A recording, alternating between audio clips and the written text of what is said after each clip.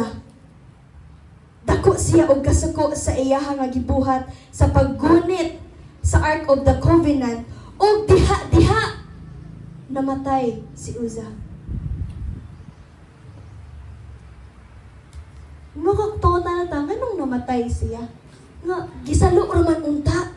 Gisalo raman unta ni Uza ang Ark of the Covenant. Kini siya ganahan nga mapunta sa lapok ang Ark of the Covenant.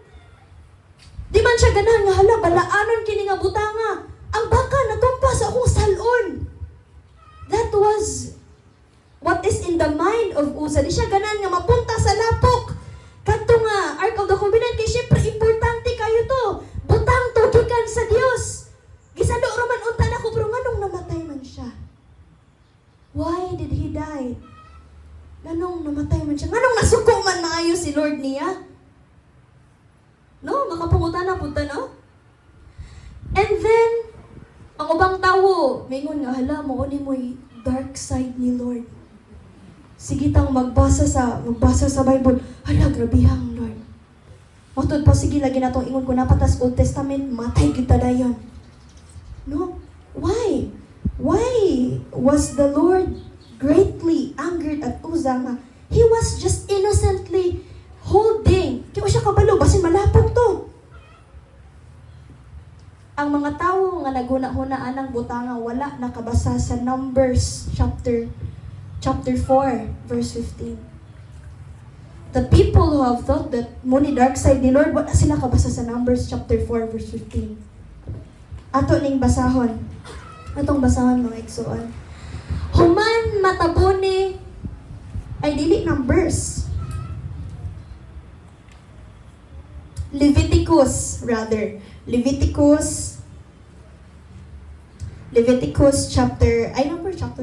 Numbers chapter 4, verse 15.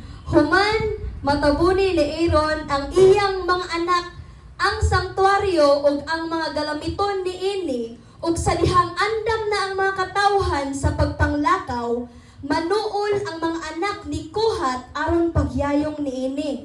Apan kinahanglan nga dili nila hikapon ang sagrado nga butang aron dili sila mga matay. Mao kini ang mga butang sa tulda nga tagbuanan nga danon sa mga anak ni Kohat. Here in Numbers chapter 4, dinhi gi-state, gisulti kung unsay angay nga buhaton sa mga katawhan nga na-assign sa tulda sa Dios. Nga dili sila pwedeng mugunit sa Ark of the Covenant. O kana siya nga balaod, gipastaw na siya gikan sa anak, sa apo, hangtod sa kaapo-apuhan sa mga kaliwat ni Kohat. And Uza was careless. Nalimta niya ang angayan nga buhaton, ang balaod sa Dios nga dili angay gunitan ang Ark of the Covenant tungod kay balaanon kini nga butang. Unsa may mas maayo? Tungod kay ang mga kamot ni Uza puno sa sala. And the Ark of the Covenant is holy. Ug ang lapok wala nay sala. That's why Uza died, because he is sinful. And he forgot the law nga angayan unta niyang buhaton. Nalimta niya. He was careless. Siyang hunang-huna, hala, basin mahugaw ni. So he thought that the Ark of the Covenant is depending to him. So gawa-una siya nga, hala, ako ning luwason para mahero ko. But he never thought nga balaan to nga butangan. He is not worthy. He is not worthy to hold it. Dili siya worthy, igsoon. He forgot. Ug tungod ni ana nasuko maayo ang buhi nga Dios. And this is also napay lain ta nga example na diha sa Leviticus chapter 10 verse 1. Nagpakita na pod sa kasuko sa Dios. Nagpakita sa consuming fire sa Ginoo in Leviticus chapter 10 verse 1. Leviticus chapter 10, verse 1.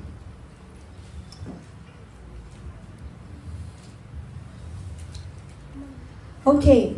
Unya si Nadab ug si Abihu nga mga anak ni Aaron mikuha sa ilang tagsa-tagsa kasudanag insenso. Gibutangan nila kinig kalayo og insenso o gihalad sa atubangan sa Ginoo. Apan ang maong kalayo dili balaan kay wala man kini isugo sa Ginoo kanila. Unya mitungha ang kalayo gikan sa presensya sa Ginoo ug milamoy kanila ug nangamatay sila diha sa atubangan sa Ginoo. The Lord is greatly angered. Nga naman, si Nadab ug si Abihu, anak ni Aaron, mo ang kaniadto nga gisugo sa Dios nga mga pari nga muhalad diha sa halaran sa Dios. And tungod sa ilang nga gibuhat diri ni sulti, apan ang maong kalayo dili balaan. The fire that they offered to the Lord dili balaan. Kay ilang giuna-huna nga kini nga kalayo pleasing nis mga mata sa tawo. Kini nga kalayo nindot guro to nga kalayo yang gihalad, but it is not holy. It is not what the Lord have commanded them. Dili mo ang gisugo sa Ginoo, maong tungod sa ilaha nga paggarbo, tungod sa ilaha nga pagkamasinupakon, tungod sa ilaha nga pagkagahig ulo, nasuko ang Dios og diha-diha gilamoy sila sa kalayo sa Ginoo. Gilamoy sila sa kalayo diha sa Ginoo. Of course, si Aaron natingala man kay inosente ko si Aaron. So siyempre iya kong mga anak nangamatay diha sa templo. Nasuko sila. Ay sila naguol maayo si Aaron. Naguol maayo. And what did Moses said to Aaron? Diha sa chapter 3, verse 3. Si Moises miingon kang Aaron, mao kini ang giingon sa Ginoo. Ipaila-ila ko nga ako balaan ni adtong nagtahod kanako o kinahanglan pasidunggan ako atubangan sa tanang tawo. Og naghilom lamang si Aaron. Here giingon, ipaila nga balaan, ipaila ang Dios nga balaan ni adtong nagtahod kanako o kinahanglan pasidunggan ako. Tanan nga motuol diha sa Ginoo should know that the Lord is holy. Everyone nga motuol diha sa Ginoo dapat moila sa Dios nga ang Dios balaan gayud.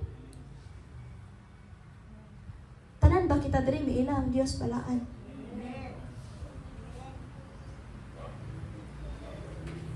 Kinahanglan, if we know that the Lord is holy, we must abide in Him. If we know that the Lord is holy, mutuman ta diha kaniya. Ang word na holy, sige na natong nadunggan. But do we truly understand the word holiness? Did we apply samtang nag-worship ta diha sa Ginoo? Giila ba nato maayo si Lord nga balaan? Nga samtang mag-worship ta diha sa Ginoo, do we consider the Lord holy? Do the way we worship, do we consider Him holy? Do we present ourselves holy before the Lord?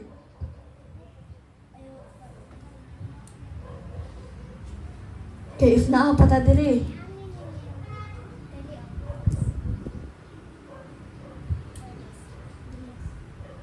But thank God we are under the grace of our Lord. Thank God we are under the grace of our Lord. Morning nga moabot ta sa diri sa verse 4. No, tragic ka ilang pagkamatay. So, basin po lamang no maluoy si Lord nga hatagan silang maayong nga burial. Tungod kay pare gud sila. Ani nga mga panahona. But then unsay gisugo sa Ginoo? Unya gitawag ni Moses si Misael o si Elsafan nga mga anak ni Uziel nga uyuan ni Aaron o giingnan, Kuhaa kining mga patayng lawas sa inyong mga kabanay gikan sa balaang tulda ug dad-a sa gawas sa templo. Sudlaya, diri sa verse 6, sudlaya ang inyong buhok ug ayaw gisia ang inyong bisti agig pagbangutan aron dili kamo mga matay ug maangin sa kaligotgot sa Ginoo ang tibuok katawhan apan ang inyong mga kadugo ang tibok banay sa Israel mahimong sa pagbangutan tungod ni adtong gisunog sa Ginoo. So dili gisugo sa Ginoo. Di ba sa unang panahon if na kay mamatay nga mga membro sa pamilya sila, mugisi na sila silang mga salina. Magsuot na sila og sackcloth. Ug magbutang na silang abo sa ilang mga ulo. But what did Moses said to them? Sudlaya inyong buhok. Ayaw gisiya inyong mga salina. Kay ang inyong tudtulda nga sudlan balaan. The Lord didn't care about what you will feel. Ang Diyos balaan. You must respect Him. You must revere God. Angayan ninyo siya nga respetuhon. Angayan ninyo siya nga inyo siya nga ilhon nga Dios nga balaan gayon. That is what the Lord will do.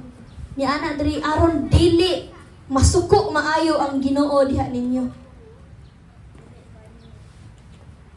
That's why we will have this 2 points that we can learn from the 2 Bible scriptures that we've read.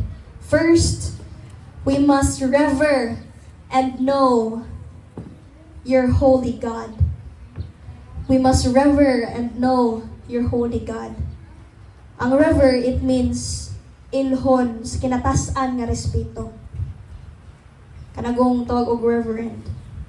Ilhon, maayo, nga ang Diyos balaan, ang Diyos gamhanan. And know your holy God.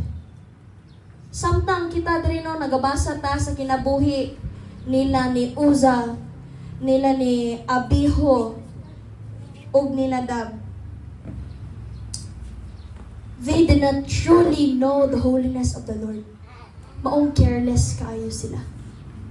Wala nila mailhi kung unsa kabalaan ang Dios sa ilang kinabuhi maong ilang gipatuyangan ng ilang kaugalingon nga pagbati para sa ilahang nga kaugalingon para ma-please nila ang ubang tawo ug dili ma-please si Lord. You must know ilhon nimo kung unsa man ang Dios, Lord, unsa man ka. Aron sa tanan nakong buhaton ikaw mahimaya, Lord. Unsa man ka, Ginoo, para akong sa matag buntang akong pagabuhaton, imo ngalan mahimaya, Lord. For you are holy. For you are holy. When we come before the Lord, kung muduol ta diha sa Ginoo, we must consider God as holy, supreme being. Again, ilhon na to ang Dios nga balaan ug dako nga Dios. Because worship is not determined by what is pleasing to us, but what is pleasing to God. Samtang nag-worship ta mga igsuon, samtang kita nga worship team magbarog diri, we must know that the Lord is holy. Di na to huna-hunaon nga atong kaugalingon maayo. Matagpulong nga atong isulti samtang naata diri sa atubangan. We must know the right words, right worship, right adoration to say before the Lord. Samtang pod kitang tanan nagtindog diha sa tagsa-tagsa nato nga mga bangko. We must know that the Lord is holy. Let us give our best and right worship to the Lord.